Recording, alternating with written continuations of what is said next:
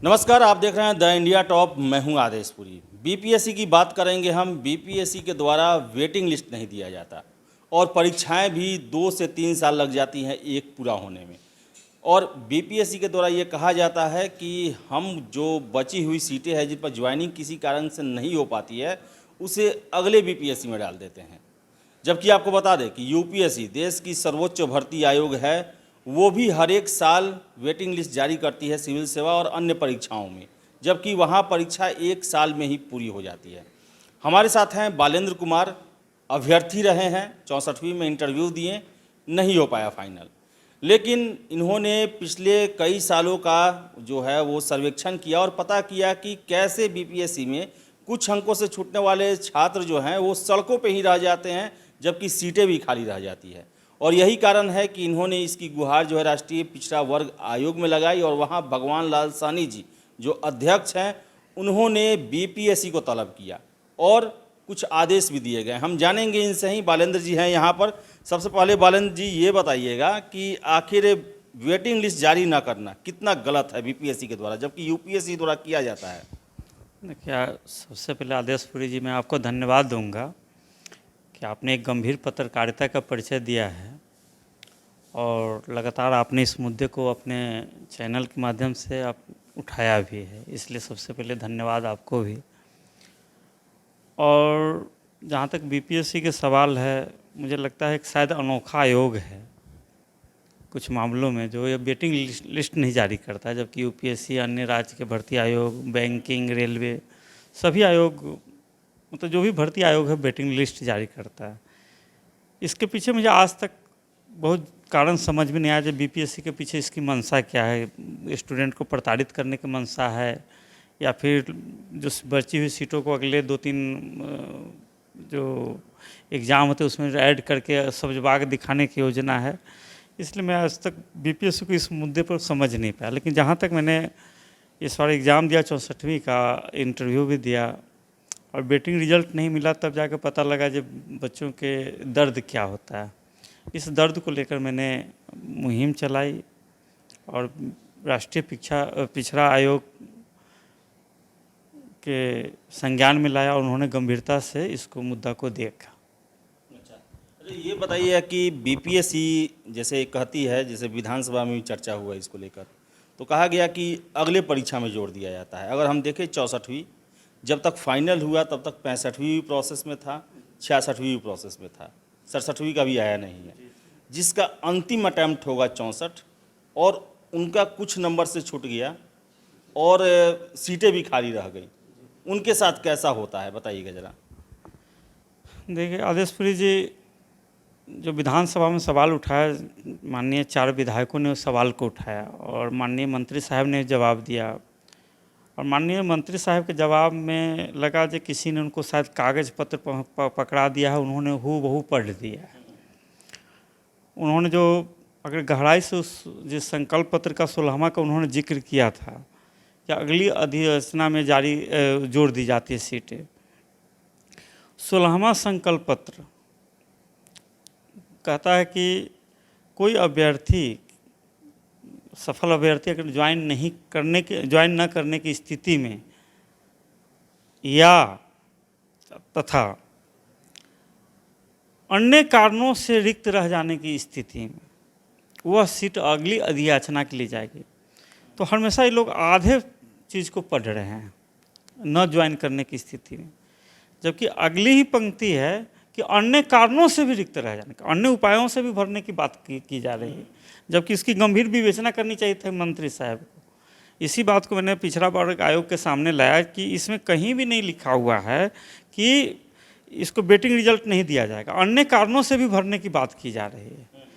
और वहाँ पर क्या बीपीएससी हमको लगता है तुलसी की चौपाई की तरह मनमानी व्याख्या है, इसका मतलब यह है, इसका मतलब यह है, उस मतलब को स्पष्ट नहीं किया गया। हमारे समझ से अन्य कारणों से चाहे अन्य उपायों से भी भरने की बात कही जा रही है। तो एक तो यह है। दूसरी चीज़ है कि तीसरा संकल्प पत्र, उसी संकल्प पत्र में तीसरा जो पैरा है बोलता है कि संकल्प पत्र का जो उद्देश्य है परीक्षा में विलंब न हो, अविलंब परीक्षा आयोजित किया जाए। इसका पूर्ति नहीं करता है, मतलब संकल्प पत्र में जो बीपीएससी 9वां कहता है कि पीटी मेंस इंटरव्यू 1 साल के अंदर पूरी कर दी जाएगी, अधिकतम 1 साल में। वह संकल्प पत्र वो पूरा नहीं करते हैं, सिर्फ 16वां पर जोर क्यों, और 16वां की भी मनमानी व्याख्या क्यों। और मनमानी व्याख्या के को लेकर सैकड़ों विद्यार्थी को भविष्य खिलवाड़ क्यों। अगर उनको अधिकारी की नियुक्ति, अधिकारी की ज़रूरत है तो उनको तो खुशी होनी चाहिए ना। इन्होंने बेटिंग से जो बच्चे आए हैं उनको हम मौका दें ताकि आपको अधिकारी की ज़रूरत है। तो मुझे लगता है कि सैकड़ों विद्यार्थियों के साथ हर साल खिलवाड़ किया जाता है और नए अभ्यर्थियों को भविष्य दिखलाया जाता है। देखो तुम्हारा एक इतना लार्ज स्केल पर हम वैकेंसी निकाल रहे हैं, तुम्हारा गोल्डन अपॉर्चुनिटी होगा, जबकि उसी 40% सीट हर साल रोटेट होते रहता है। और उसी सीट को अगर दे दिया जाए तो वो सीट कम हो जाएगी बच्चे को। अब 14 से 65 सीट का आप जो बात कर रहे हैं, 1000 सीट ही भरनी है। अब 1000 सीट में 465 सीट वो अगले में जोड़ दिया जाएगा। बच्चे को लगेगा देखो भैया 700-800 सीट आया है, इस बार तो होना ही है, फिर खाली होगा। तो बीपीएससी बच्चों के साथ में, अभ्यर्थियों के साथ में भविष्य के सपने दिखलाती है, उससे खिलवाड़ करती है। जबकि एक तरह से सोचे तो आपराधिक कार्य, किसी के सपने से खेलना। वो बच्चा पीटी देता है, मेंस देता है, इंटरव्यू देता है, आखिर उसी साल के अभ्यर्थियों को मौका मिलना चाहिए। आप 65वीं, 66वीं का 67वीं, 68वीं में जाके सीट जोड़ेंगे, जिसका लास्ट अटैम्प्ट है, फिर उसको तो नेचुरल जस्टिस मिलेगा नहीं। तो इसके आधार पर मैंने बीपीएससी को राष्ट्रीय पिछड़ा वर्ग आयोग के संदर्भ में लाया कि एक तो रिजर्वेशन के जो छात्र हैं उनके साथ भी दोहरा मापदंड अपनाया जाता है इसमें। जैसे कोई ओबीसी के वर्ग के विद्यार्थी है, वो सीटें खाली रह गई और अगली बार में उसको जनरल में आप जोड़ देते हैं। कायदे से बैकलॉग में जाना चाहिए था सीट, लेकिन हर साल आप जोड़, एक तरफ से मुझे लगता है रिजर्वेशन देते हैं, दूसरे हाथ से आप छीन लेते हैं। तो एक तरह से मुझे लगा जब मैंने माननीय अध्यक्ष महोदय डॉक्टर भगवान लाल सैनी जी के सामने लाया कि रिजर्वेशन जो दिया जाता है दूसरे हाथ से छीन लेती है बीपीएस, इस पर एक कार्रवाई बनती है। तो उन्होंने इस चीज़ को संज्ञान में लिया। अच्छा, ये बताइएगा कि बीपीएससी को तलब किया गया, क्या क्या प्रश्न रखे गए बीपीएससी के सामने, जवाब क्या क्या दिया गया, मोटा मोटी जो इम्पोर्टेंट है वो जरा बताते हैं। मोटी सवाल यही था कि आप बेटिंग रिजल्ट क्यों नहीं देते हैं। पहला सवाल को उन्होंने 16वां संकल्प पत्र का ये दिया। फिर बीपीएससी के सामने सवाल आया कि क्या आप सभी संकल्प को पूरा करते हैं हूबहू। तो बीपीएससी ने नानुकुर करना शुरू किया, मतलब पूछा क्या तीसरा का फुलफिल 100% करते हैं, 9वां संकल्प का फुलफिल करते हैं, सिर्फ 16वां पर इतना आपका जोर क्यों है। और अगर करते हैं तो आप एफिडेविट पर लिख के दीजिए कि हम अक्षरशः संकल्प का पालन करते हैं। जब आप अक्षरशः संकल्प का पालन नहीं करते हैं, 3 साल तक बच्चों को रिजल्ट के लिए वेट कराया आपने, कौन सा 3 साल के अंदर में यूपीएससी ने 3 बार एग्ज़ाम कंडक्ट कराया, उत्तर प्रदेश आयोग ने 2 एग्ज़ाम कंडक्ट करा कर रिजल्ट दे दिया। आखिर फिर इन्होंने एक जिक्र किया कि हमें हाई कोर्ट में इतने मामले आ गए थे, उसके वजह से डिले हुआ। फिर इस पर भी जवाब हुआ कि आप लिखित रूप में दीजिए कि हाई कोर्ट के वजह से आपको कहीं रोक लगाया कि आपने हाई कोर्ट का क्यों जिक्र किया। हाई कोर्ट ने कहीं जिक्र लगाया तो रोक लगाया, तो बीपीएससी का जवाब था नहीं, रोक तो नहीं लगाया, भड़वली आदेश दिया। भड़वली आदेश का क्या मतलब होता है, तो कोर्ट को गुमराह करने की कोशिश, कोर्ट के नाम लेकर बीपीएससी ने पिछड़ा वर्ग आयोग को भी गुमराह करने की कोशिश किया। मोटा मोटी यही सवाल थे कि आप जो तय सीमा में आपने एग्ज़ाम क्यों नहीं, रिजल्ट क्यों नहीं दिया।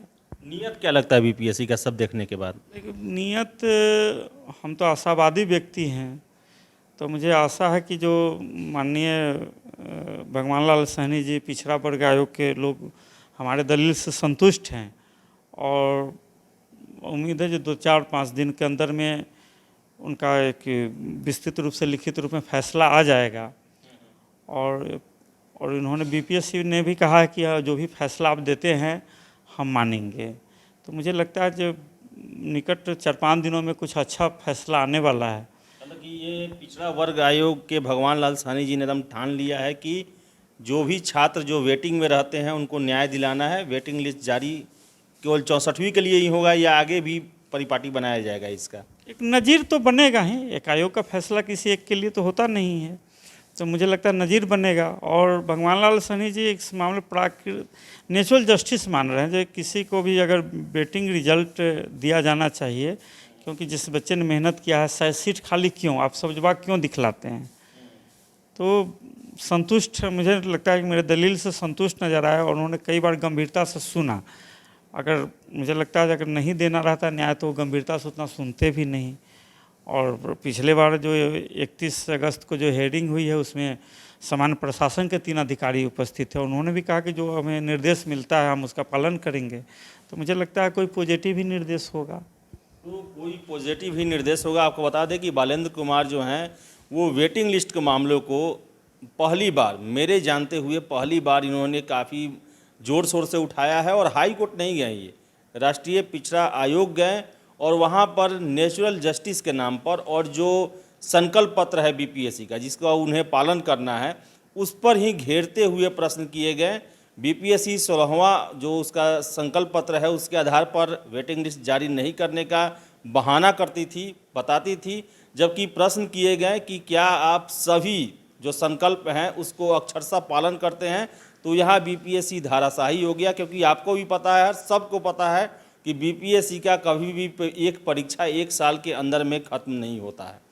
और वेटिंग लिस्ट जारी न करना उन सैकड़ों छात्रों के साथ अन्याय है जो कि काफ़ी मेहनत करते हैं इस परीक्षा के लिए, 2, 3, 4 साल लगाते हैं इस परीक्षा में, और अंततः उनका चयन भी नहीं होता और वो सीटें भी खाली रह जाती हैं। तो अब देखने वाली बात है कि आयोग जो है वो क्या फैसला लेता है और बीपीएससी इस पर क्या कार्रवाई करती है, क्या इस पर वेटिंग लिस्ट जारी होता है और मौका मिलता है। वैसे सैकड़ों छात्र जो ये मानकर थक चुके थे कि मेरी तैयारी में खोट थी या मेरे भाग्य में नहीं है। तो फिलहाल इस वीडियो में इतना ही। बालेंद्र जी, आप हमसे जुड़े, बहुत बहुत धन्यवाद। धन्यवाद आदेशपुरी जी, आपने मुझे बुलाया, मौका दिया, और आप यूं ही अच्छे अच्छे मुद्दे उठाते रहिए। धन्यवाद आपको। तो वीडियो अगर अच्छा लगे तो लाइक शेयर करें और हमारे चैनल द इंडिया टॉप को सब्सक्राइब जरूर कर लें। धन्यवाद।